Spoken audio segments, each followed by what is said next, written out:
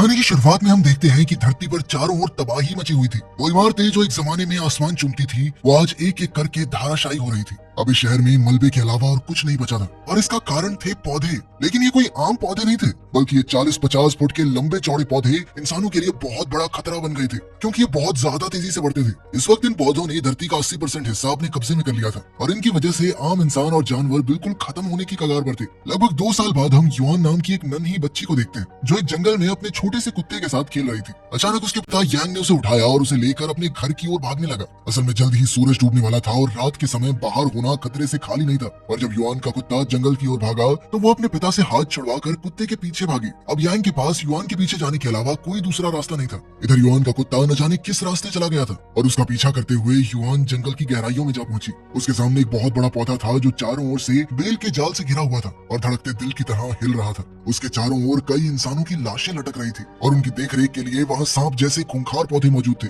जैसे ही पौधे को युआन की खुशबू आई तो उसने युआन पर हमला करने के लिए अपना मुंह खोला। खुशकिस्मती से ऐन वक्त पर यांग ने वहाँ आकर युआन की जान बचाई। वो युआन को अपनी बाहों में उठाकर भाग निकला और सीधा अपने घर जाकर ही रुका। उसने फटाफट सारे दरवाजे बंद किए और घर में यूवी लाइट्स जलाई, क्योंकि इन लाइट से पौधे दूर रहते थे। आखिरकार उसने चैन की सांस ली। अब युआन को काफी पछतावा हो रहा था, क्योंकि उसकी वजह से उसके पिता भी इतनी बड़ी मुसीबत में पड़ गए थे। पर यांग ने उसे माफ कर दिया और फिर उसकी गाड़ी में एक ट्रैकर फिट किया ताकि उसे युआन की लोकेशन हमेशा पता हो। फिर उसने युआन को सुला दिया और बाद में खुद भी सो गया। तब उसे कई साल पहले का सपना आया जब यांग अपनी मर चुकी पत्नी और युआन के साथ गाड़ी में कहीं जा रहा था। उसकी पत्नी एक साइंटिस्ट थी जो एक खास प्रोजेक्ट पर काम कर रही थी, जिसमें वो नई किस्म के ताकतवर पेड़ पौधे बनाने की कोशिश कर रही थी। ऐसा इसलिए था क्योंकि धरती पर पेड़ पौधे बहुत तेजी से कम हो रहे थे और धरती का एक बहुत बड़ा हिस्सा बंजर होने लगा था। तभी अचानक उसके लैपटॉप पर एक इमरजेंसी वीडियो कॉल आई, जिसमें उसका एक साथी उसे इन नए पौधों के बारे में सावधान कर रहा था। उसी पल उनके आसपास के लोग जोर जोर से चिल्लाकर अपनी गाड़ियों से भागने लगे तो यांग भी अपनी गाड़ी से बाहर निकला। पर तब तक बहुत देर हो चुकी थी, क्योंकि इन खूंखार पौधों ने इंसानों पर जबरदस्त हमला बोल दिया था।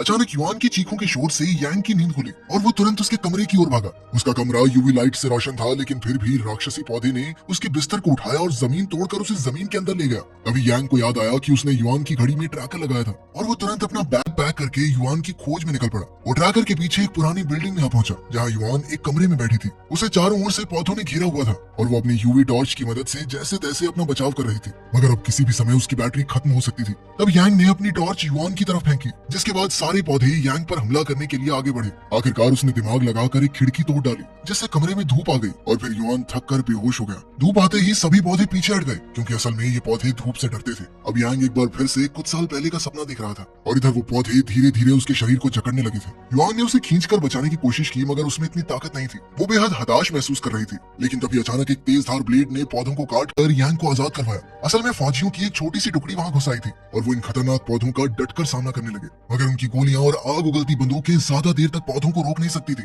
इधर एक फौजी यूवी डिवाइस को चलाने की कोशिश कर रहा था, मगर बदकिस्मती से वो चालू ही नहीं हो रहा था। कुछ ही पलों में यांग को होश आ गया और उसने बड़ी ही आसानी से वो डिवाइस ठीक करके चालू कर दिया, जिसके बाद उसमें से बहुत तेज यूवी रोशनी निकली। इस रोशनी के आते ही सभी पौधे पीछे हटकर अंधेरे में छुप गए। आखिरकार फौजियों ने यांग और युआन को बताया कि इन पौधों ने जमीन के नीचे अपना जाल बना लिया है, जो बहुत दूर तक फैला हुआ है और उसी के चलते मात्र 2 दिन बाद धरती पर तबाही मचने वाली है। ये जॉइंट फोर्सेस के फौजी थे, जिनका मकसद था एक ऐसे डिवाइस को ढूंढना जिसकी मदद से सभी पौधों को नष्ट करके धरती पर इंसानी जीवन को बचाया जा सके। इस वक्त वो जिस बिल्डिंग में थे, वो पौधों के आतंक से पहले एक रिसर्च सेंटर हुआ करती थी। अब फौजियों ने जल्द ही वहाँ से वो रीजेंट डिवाइस ढूंढ निकाला, जिसकी मदद से पौधों को नष्ट किया जा सकता है। फिर उन्होंने अपने हेडक्वार्टर्स में इसकी खबर दी। अब उन्हें इस रीजेंट को एक लॉन्च स्टेशन में ले जाकर जमीन के नीचे मौजूद पौधों की जड़ों पर इस्तेमाल करना होगा। इस वक्त पूरी दुनिया में इस तरह की 140 डिवाइसेस थे और पौधों का खात्मा करने के लिए उन्हें सभी डिवाइसेस को एक साथ एक्टिवेट करना होगा। यांग को इस प्लान में थोड़ी गड़बड़ महसूस हो रही थी, पर तभी अचानक जमीन के नीचे से एक पौधा निकला और उसने एक ही झटके में यूवी डिवाइस तोड़ डाला। उसी पल चारों ओर अंधेरा हो गया और उन सब ने जैसे तैसे दीवारों में छेद किया ताकि थोड़ी धूप आए।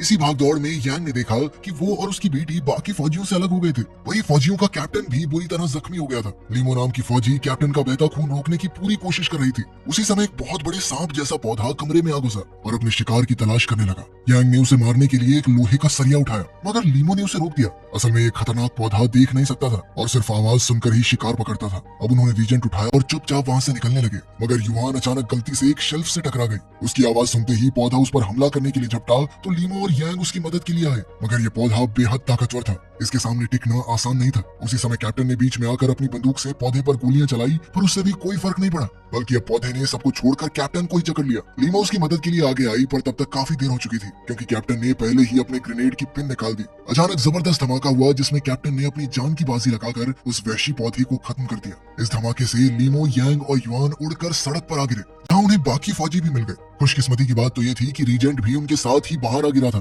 मगर कैप्टन की मौत की खबर सुनकर सब काफी मायूस हो गए थे। उनका इंजीनियर भी इस हमले में मारा गया था, इसलिए उन्होंने यांग को अपने साथ चलने को कहा, क्योंकि उसने फटाक से जुगाड़ से वो यूवी डिवाइस ठीक कर दिया था। मगर अब यांग ने उनके साथ चलने से इनकार कर दिया, क्योंकि अब तो वो और उसकी बेटी सुरक्षित थे और उसके लिए अपनी बेटी की सेफ्टी से ऊपर और कुछ नहीं था, क्योंकि इस दुनिया में उसकी बेटी के अलावा उसका कोई नहीं था। मगर युआन अपने पिता की इस बात से खुश नहीं थी। वो तो खुद चाहती थी कि उसके पिता दुनिया की रक्षा करें, क्योंकि अगर उसकी माँ जिंदा होती तो वो भी यही करती। उसकी इन बातों से यांग का जमीर जाग उठा और वो फौजियों के साथ मिशन में शामिल हो गया। जब वो सब शहर से गुजर रहे थे तो उन्हें दूसरी टीम का सिग्नल मिला, जिसमें सिर्फ 2 शब्द सुनाई दिए, ग्रीन टाइड। उसी पल अचानक जमीन फटने लगी और बड़ी बड़ी बिल्डिंग्स टूटकर नीचे गिरने लगी। अब उनका ग्रुप उल्टी दिशा में भागा, मगर ग्रीन टाइड ने अपने असली रूप में आकर हमला कर दिया। ग्रीन टाइड बहुत सारे पौधों से मिलकर बनी ताकतवर लहर जैसी थी, जो कि इन बड़ी बड़ी बिल्डिंगों जितनी ऊंची थी। ये टाइड जमीन से निकलकर सब कुछ तहस नहस कर देती थी और जो भी इनके रास्ते में आता वो बच नहीं पाता था। असल में ये तो बस शुरुआत थी, क्योंकि अगले 56 घंटे बाद इनके आतंक से पूरी दुनिया तबाह होने वाली थी। इधर लीमो का ग्रुप अपनी जान बचाकर भाग रहा था, मगर आगे रास्ता बंद था और पीछे से टाइड बहुत तेजी से उनकी ओर बढ़ रही थी।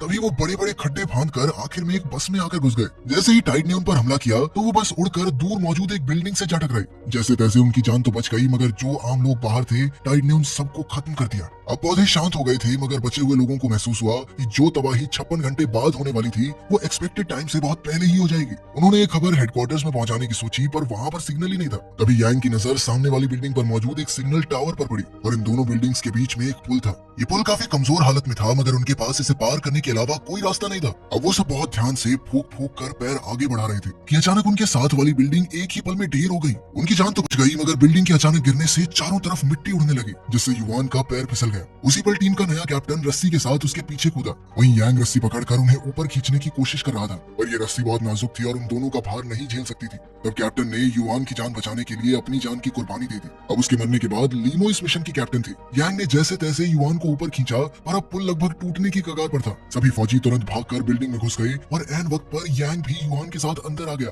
इसके बाद यांग ने वहां का सिग्नल टावर ठीक किया। फिर लीमो ने अपने कमांडर से बात की और जल्द ही वो पूरी दुनिया में मौजूद 140 ग्रुप से जुड़ गए। उसी पल इस नेटवर्क के सभी फौजियों को चौंका देने वाली खबर मिली। जो शक्तिशाली ग्रीन टाइड 56 घंटे बाद पूरी धरती को तबाह करने वाली थी, वो हमला अब सिर्फ 4 घंटों में होने वाला था। इसी के साथ उन्हें पता चला कि उन्हें जमीन के अंदर मौजूद जिन पौधों की जड़ों पर हमला करना है, वो एक खास मेम्ब्रेन के साथ सुरक्षित थी। यानी पहले जो उन्होंने 140 इलाकों में रीजेंट लॉन्च करने का प्लान बनाया था, उसका कोई फायदा नहीं होगा। अब उन्हें मेम्ब्रेन के किसी एक खास पॉइंट पर वार करना होगा, ताकि जड़ों का सारा जाल खत्म हो जाए। मगर सबसे बड़ी दिक्कत तो ये थी कि उन्हें ऐसा कोई कमजोर पॉइंट पता ही नहीं था। अब तक इस मिशन में सैकड़ों सिपाही अपनी जान गंवा चुके थे और इस मोड़ पर इस मिशन को खत्म करना बिल्कुल सही नहीं होगा। इसीलिए यांग ने एक जबरदस्त भाषण देते हुए सबको मोटिवेट किया।